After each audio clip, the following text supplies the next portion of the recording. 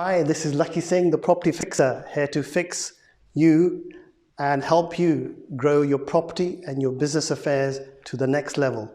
So if you're looking for knowledge and insights about how to get involved in property, solve your problems about scalability in your property business, then do watch our 20-minute clips. We've taken them from hundreds and, thousands of videos that we've taken over the last 6 months, and we've broken them into simple chunks which can make them useful for you. So do watch and do subscribe to our YouTube channel underneath as well.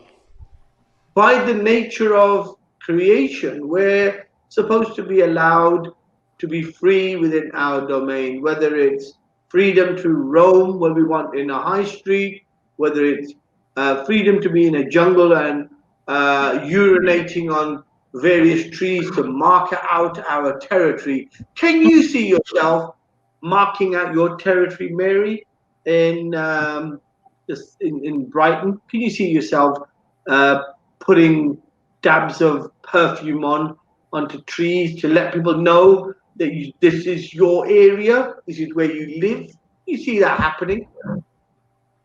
Well, we've got to look at the positives that have come out of this year, and the major positive is people have gone back to nature. Suddenly going out for a walk is the new going out, isn't it? So, yesterday I went for, 7-8K walk with my daughter. 7-8K walk?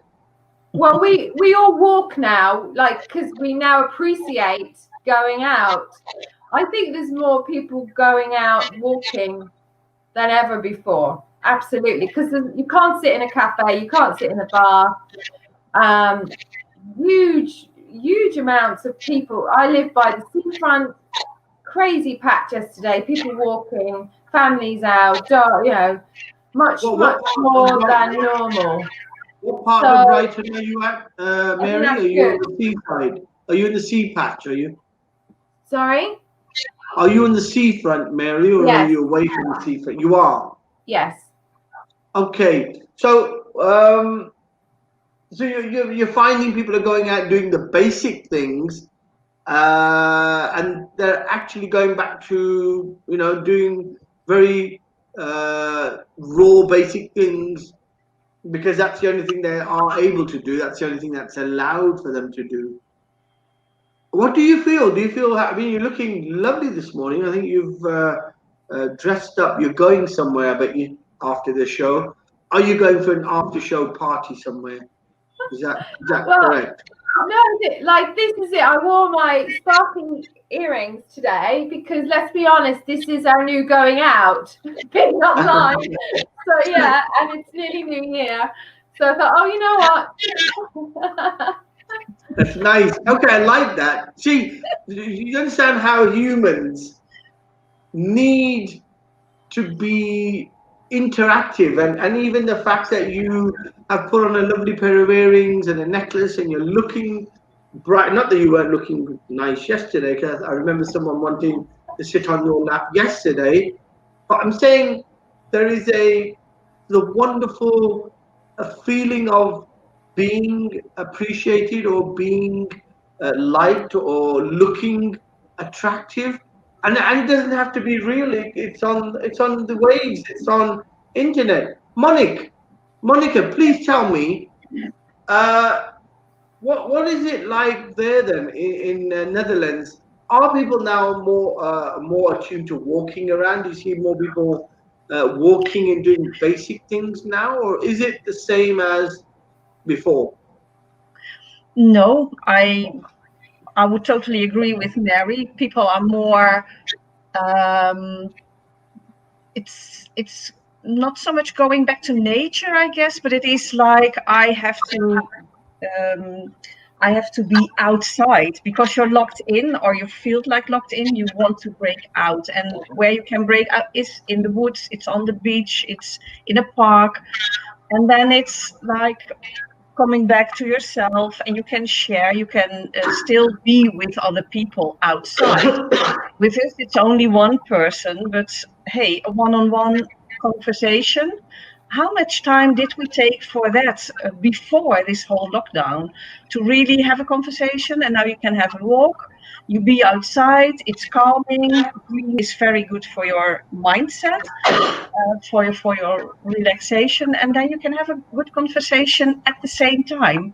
So that's to win-win. Can you see the kissy stick coming to Europe? No, I heard it yesterday. I wasn't aware of this kissing stick. It's a 6 foot stick. It's got a pair of lips on it. It's going to be called the kissy stick. Yeah. So you're keeping a safe distance and you're kissing someone at the same time. Isn't that a good idea? I would say then I would like to have a box with somebody better than a kissing stick, but I didn't know. Right, I heard it yesterday. Okay. But you think it can be something that could catch on into Europe, keeping a safe distance and kissing people with a pair of rubber lips? Do you think that could work? Well, it might be something if you're in online business to just introduce it. The kissy stick, yeah, you could fold it up and you could stretch it out to 6 foot, and for little kids you could keep it at 3 feet, and for adults at 6 feet, and you could just kiss people even as you're walking past them. You wouldn't have to be actually touching them, just kiss them on the cheek with a pair of rubber lips. What do you say, Mary? Can you see the kissy stick catching on around the world? Do you think it's something that's going to work? BJ, I'm getting a bit concerned about you actually. Have you been going out for your walks every day? I've been locking into my studio. That's why I came up with the idea of a kissy stick. If I can put the stick through the keyhole and kiss whoever's sending me food under the door, so that if they get a kissy from my kissy stick, they may open the door up and let me out. Isn't that a good idea? Can we send you some hugs here? Yeah, that's good. And you can send me some lovely rubber hugs as well, along with my kissy rubber lips. Right, okay. I think we're missing hugs. I think we're missing hugs more than I think hugs are a big thing. Probably like Monique, we're quite choosy who let kiss us really. So I'm missing the hug. The rubber lips are in here. The pair of rubber lips, they've got no saliva on them. They just sort of like come in, peck you on the cheek, and you'll feel a pair of rubber lips on you. But yes, but you're saying a hug. What can we do for a hug? Monica, do you have a solution for a hug at 6? Do you think we could get a pair of 6 foot long arms to give you a hug at a safe distance? Something like that. I don't know. I guess it's still box. It's the touching feet. But I do agree. I miss the hugs. What I don't miss, we had this kind of tradition here, kind of build-up tradition. Nobody knows where it came from, but every time that you met somebody that you kind of knew, that you would kiss 3 times on the cheeks. Right. Because you now come, and people are so kind of relieved, and they say, well, that doesn't have to come back once the lockdown is over and we can. You see, there's a cultural norm there. So in the Europeans, you will find lots of cultures are very warming on the first meeting.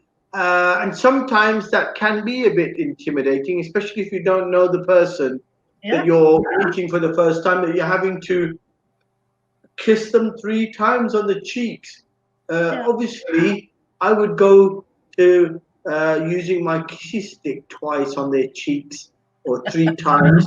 But I mean, okay, the point is, Monique, that is something that you are quite happy to let go of, because it's not really that preferred. It's not comfortable, I think. I agree with that. I think lots of things we do in our general lives that become a habit or become cultural norms, but they are a bit weird because they don't really make sense as to why you give them a kiss on their cheek twice because you meet them for the first time. So what about the hug? Have you hugged anybody yet, Monica? Are you on lockdown? Is is the Netherlands on a lockdown? Yes, until the 19th of January. Yeah. Wow, 19th of January. Have you been able to kiss anybody over the New Year or Christmas? No. Well, besides my husband, of course, but no, not any relatives, not my mom, no. That's really difficult. I hardly see anybody. So I think that's really difficult. I think because Mary was saying she's had to stay away from her father who's in Ireland. How do you manage not being able to hug people who are so near and dear? What do you do to reconcile? How do you keep away? Are your parents in the city you live in, Monica? Are they in? Yes, my mom is. My mom is. And are you doing what Lakhi did? Sort of like Jurassic Park, standing on the window, tapping on the window, waiting for mom to say hello? No, I actually visit my mom. My mom visits us. We are very close to each other, so we see each other every day. So we decided that if we were to have an impact COVID-wise on each other, that we would already have had it. And it turned out that the last 5 months she was 5 times in hospital, 5 times operation. So there was lots of driving to and fro and helping her out. So yes, we kind of keep the distance and we don't hug, but we see each other almost every day. So that's good. I think not hugging hasn't really got a logic behind it, because if it's a viral and it is something that is, because there's lots of information that's contradictory. Let's try and understand the virus, Mary. What do you know about the virus? What have you picked up, and what have you been told about the virus? I know you didn't go to see your dad. Were the travel restrictions on as well, Mary, or was it just because you couldn't bear the thought of going there, not being able to hug your dad? What was it? It's too high risk. I was meant to go for Christmas, but then of course we've had this new strain in the UK, and it's very contagious. So I was very concerned being on a flight over to Ireland, and also I wouldn't have had time to self-isolate.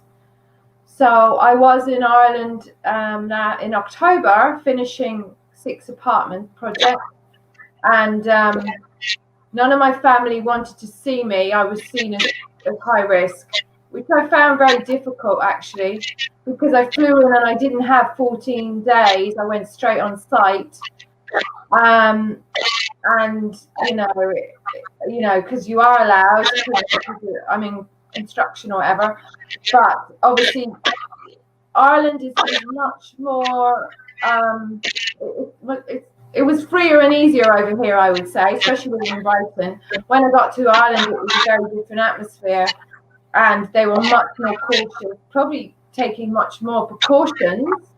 And they didn't really want to see me because I was seen as, bringing it, having it, and the people on site were the same. They thought I was going to pass it on to their families. So that's why isn't that really the horrible side of the virus, the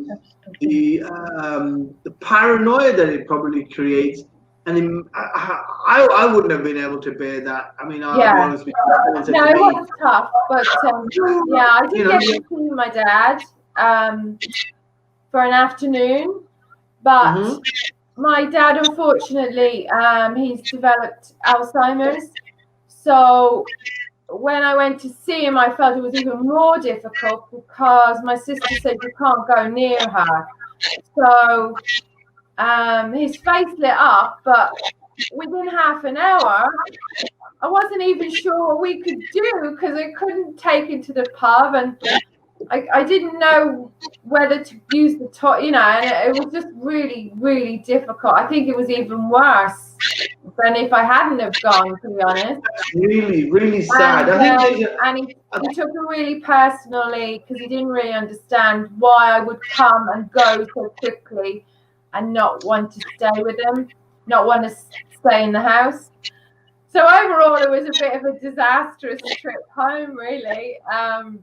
So yeah, Really? and on the site, I had to be on certain sites where no one else was, and I was trying to finish 6 apartments, so it was really stressful. So yeah, I obviously couldn't go this Christmas. And you hadn't not had a hug as well. Are you saying you've not been hugged by, except for, I'm sure the kids have hugged you? Oh yes, of course. Yeah, of course. People in our families, yeah. But if you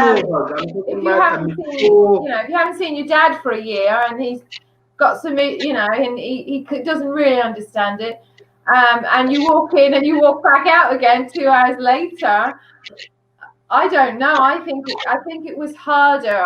It was harder for me, and I think it was harder for him as well. So right now we've got to love our people from a distance. That's showing love, is loving from a distance, and it will pass. It will pass. We will get through this, really, and we will appreciate, as we have, everything we have, all the people in our lives, all the people we love, and you haven't had gratitude. We've got to be grateful this year that we're still here. Yeah, you haven't had a mature, meaningful hug from anyone over the Christmas. Then is that what you're saying? Sorry? You've not had a mature, meaningful hug from anyone over Christmas, you mean? No, but obviously, I'm lucky. I've got children, so that's as good as a mature hug. In fact, I think they're probably more mature than me at times. Okay. Well, look, that shows the human fallout. I mean, I think a lot of these governmental bods who write these rules and regulations, and I'm sure they're doing it for the best interest for the whole, not for a few. I think they don't get to see the human fallout of what it's doing to people. I'm just listening to Mary and feeling the void for her, feeling a big sort of like hole there, and it doesn't feel nice. Monica, I mean, you're in the town where your mom, and is it your dad still alive? Is he, Monica? Are your mom and dad both alive? Your parents? No.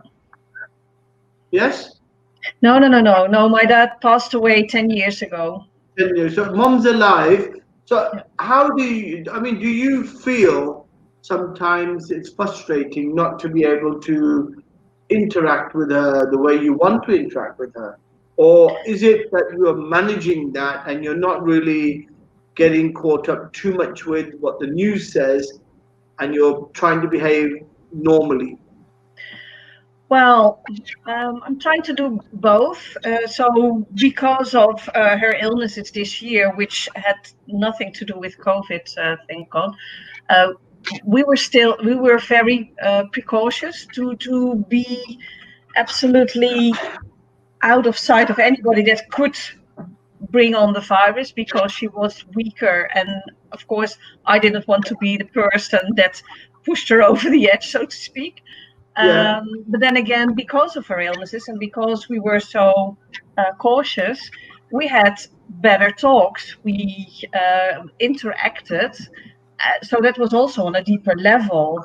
So it was not so much the physical contact, but we had a good mental and personal contact, and that is, I find it very valuable, so to say. And because of this shared lockdown situation, there's also a kind of a mutual feeling of, oh yeah, you're in a bad situation, oh yeah, you're in a bad situation too, well, let's make the best of it. It's kind of how you deal with it, with any challenge that's coming your way. And this is certainly a challenge that is taking way much longer time than everybody expected in the beginning of this year. So yes, I do miss the hugs, but there has been a deep personal connection taking place because of her health situation. Okay. So okay, what I want to ask is, I mean, Mary talked about lots of different things that could be done, and we are talking about tips for 2021. But I think until we don't try to cover the human element of what's happening to people, then 21 doesn't really mean anything if we don't understand what is happening and how people are changing the way that they behave, the way they're having to perceive of other people. Is there anything in Netherlands that is helping people to cope with the psychology of lockdown? Because I can understand there's a lot of psychology around the feeling of being locked down. Does Netherlands offer any service, any mentoring, or any, counseling to try and give people, perspective on the lockdown, so they can, or even groups where they can collectively come online and talk to each other, and by talking, just like Mary said, now she's dressed up, she's looking, she's looking beautiful. I think we've got a shout out